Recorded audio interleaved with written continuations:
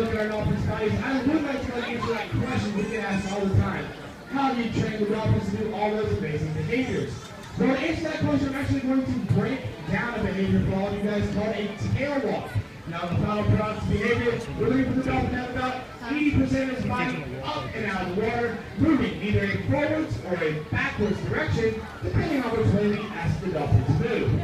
Now, it's important to know when training, we need to break these behaviors down into small, easily achievable steps. So the very first thing that we train is called a target. And this target really for the dolphin to put the tip of their rostrum into the open palm of their trainer's hand. You can see Sebastian and Caitlin demonstrating out the ring side. Now, once we've established this target, we use it to train a variety of other behaviors. Some of them as simple as a yes, moving your hand in up and down motion. Or Sebastian, how about a no? Side to side. And of course, a variety of other behaviors that our dolphins do know as well.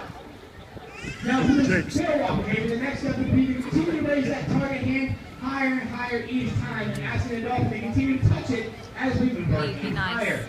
We will then eventually start to move along without either in a forwards or a backwards motion, asking the dolphin to follow us as we move in that direction. Now, of course, I wouldn't talk about a tail walk if I couldn't show it off for all of you. Now, Sebastian does happen to know a couple of tail walks. You can go ahead and show off one of them for all of you right now.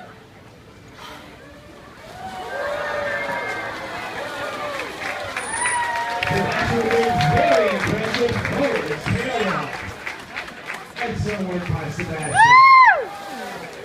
Alright, so now we just talked about how we train. I think it's even more important when we talk about why we train. You guys see a variety of behaviors throughout the show, but the majority of the behaviors that our animals learn are medical or husbandry-related behaviors.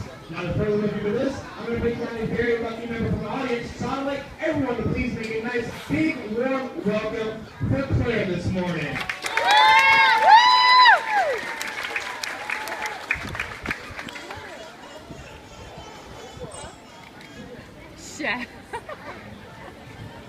Alright, so today Claire is actually going to help us out by being our honorary veterinarian. Now, I'm sure by now you all have noticed that dolphins are rather large, which makes it very difficult to show up to work each morning, scoop the dolphin up and out of the water, put him in the back seat of your car, and take him to the vet's office every day. It really doesn't work that well. So we have actually trained our dolphins to present all parts of their bodies right here dockside using simple hand gestures. So the very first thing we do is show up to the park is what we call a body check or a look over, and that's what Dr. Claire is helping us with right now. Now, what she's looking for any cuts or scratches that Sebastian may have received overnight, because dolphins don't have hands. So all the interactions they do with one another are done with their mouths, and sometimes we do those scratches on each other called break marks. If we see those, we just like to clean them up with a simple disinfectant. So, Dr. Claire, what do you think? How does Sebastian look today? He looks good, right? Now, you had a chance to touch on Sebastian's pectoral flipper there, and I'm sure a lot of people up there are wondering the same thing. How would you describe the way a dolphin's skin feels?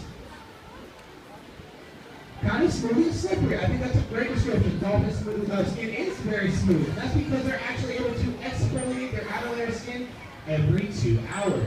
All right, that's a good start. You ready for part 2? For dental school?